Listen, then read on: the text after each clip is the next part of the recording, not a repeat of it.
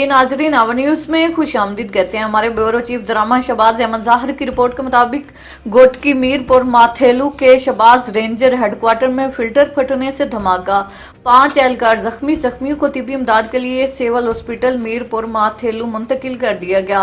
मीरपुर माथेलू में मौजूद Shahbaz ranger headquarter में धमाके से 5 एहलकार जख्मी हो गए।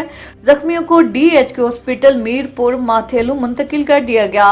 पुलिस और अस्करी हुकाम के मुताबिक कचरे में आग लगी हुई थी, जिसमें ऑयल फिल्टर फटने से धमाका हुआ, जिससे 5 एहलकार मामूली जख्मी हुए। जख्मियों में वकास अहमद, लियाकत अली, बाबर जुल्फकार और लियाकत खान शामिल हैं।